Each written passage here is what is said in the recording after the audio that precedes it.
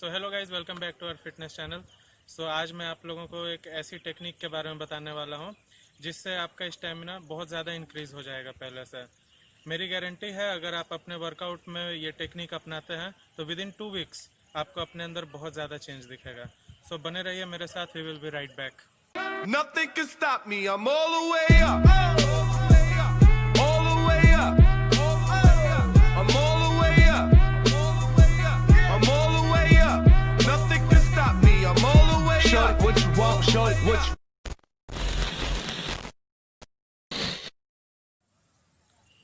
Guys, सबसे पहले तो ये जानना ज़रूरी है कि हमारा स्टेमिना इंक्रीज़ कैसे होता है।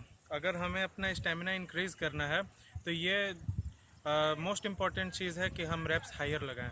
हमारे हर एक्सरसाइज में, चाहे हम बाइसेप्स कर्ल कर रहे हों या फिर पुशअप्स कर रहे हों या कोई बॉडी वेट एक्सरसाइज कर रहे हों, जैसे स्क्वाट्स वगैरह भी, तो हमें हायर रेप्स जैसे हम लगाएंगे तो हमारा स्टेमिना वैसे ही इंक्रीज़ होगा। और अगर हम, दिक्कत यहीं पे आती है कि जब हम हायर रेप्स लगाने लगते हैं तो हमारा मसल जो है बहुत ज़्यादा सोर हो जाता है और हमारा बॉडी हमारा साथ नहीं देता है। तो हम हायर रेप्स लगाना तो चाहते हैं मगर हम लगा नहीं पाते।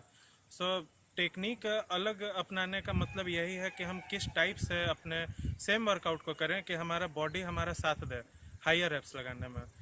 जो मैं टेक्निक आपको बताने वाला हूँ उसका नाम है pyramid training. Pyramid training one of the best training मैं मानता हूँ स्टेमिना इंक्रीज़ करने के लिए और मसल डेफिनेशन बढ़ाने के लिए।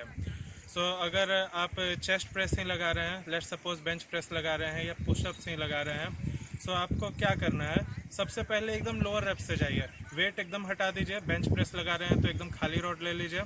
तो खाली रॉड आपका होता है 15 से 20 केजी का, और बेंच प्रेस लगाना चालू कीजिए। शुरू में लगाइए 2 रेप 3 रेप, फिर बाद में आप थोड़ा सा रेस्ट लीजिए, मिनिमम 10 सेकेंड्स। 10 सेकेंड्स से 15 सेकेंड्स तक आप आराम कीजिए। उसके बाद आप लगाइए 3 रेप्स, उसके बाद आप लगाइए 5 रेप, फिर लगाइए 7 रेप, फिर लगाइए 9 रेप। अगर आप ऑड पे चल रहे हैं तो ऑड चलते जाइए जहाँ तक आपका बॉडी साथ दे। लेट सपोज अगर आप 15 रेप्स लगाते हैं तो आप लगाएंगे 1 3 5 7 9 11 देन 13 देन 15। और उसके बाद जैसे ही आप 15 सेट कंप्लीट करते हैं, विद इन सेट्स आपको पता चल गया कि आपको रुकना है 10 से 15 सेकंड तक। और जैसे ही आप 15 रेप्स लगा लेंगे तो आपको रुकना है 25 सेकंड तक। उसके बाद आप डाउन आइए 15 से, फिर आपको 1 पे आना है, यानी 15 13 11 करते करते आप फिर 1 पे आइए। ये आप कर लेते हैं तो आपका एक पिरामिड सेट कंप्लीट होगा। अगर आप पुशअप्स लगा रहे हैं तो पहले लगाइए 1 पुशअप, थोड़ा सा रुकिए, फिर लगाइए 3 पुशअप, थोड़ा सा रुकिए, फिर लगाइए 5 पुशअप, फिर थोड़ा सा रुकिए, फिर 7, फिर 9, रुकते जाइए। और जैसे ही आप 15 तक पहुंच जाएं, 17 तक पहुंच जाएं, 21 तक पहुंच जाए, जहां तक आपका मैक्सिमम स्टेमिना हो वहां तक आप पहुंचें। और उसके बाद फिर वहां से डाउन आना भी चालू हो जाइए। तो जैसे ही आप डाउन आना चालू होंगे आपको एहसास होगा कि हमारा मसल बहुत ज़्यादा सोर हो रहा है, मगर आपने अपने बॉडी को इनफ रेस्टिंग टाइम दिया है, तो इसीलिए आपका बॉडी सोर, आपका मसल सोर होने के बावजूद भी आपका साथ देगा। अगर आप मसल एंड माइंड कनेक्शन बना लेंगे तो आप बहुत अच्छा परफॉर्म कर सकते हैं। लेट सपोज आप पहली बार ट्रेन कर रहे हैं तो आप 15 के बाद डाउन सेट जब आएंगे तो आप 2 ही सेट या 3 सेट लगा पाएँ, मगर धीरे धीरे आपको अपना स्टेमिना इंक्रीज होता हुआ दिखेगा। जैसे ही आप पिरामिड ट्रेनिंग करने लग जाएंगे तो विद इन 2 वीक्स आप देखेंगे कि आप आराम से अपना जो पिरामिड सेट है वो कंप्लीट कर पा रहे हैं।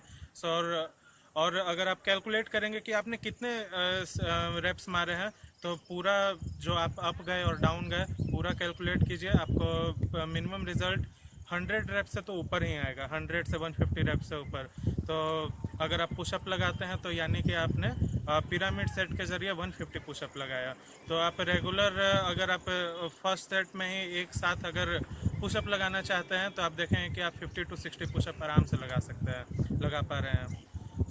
यही थे पिरामिड ट्रेनिंग, और इसे आप कहीं पे भी अप्लाई कर सकते हैं, चाहे वो बाइसेप्स कर्ल हो या बेंच प्रेस हो या ट्राइसेप्स के लिए स्कल क्रशर हो या फिर पुशअप्स हो। That's all guys.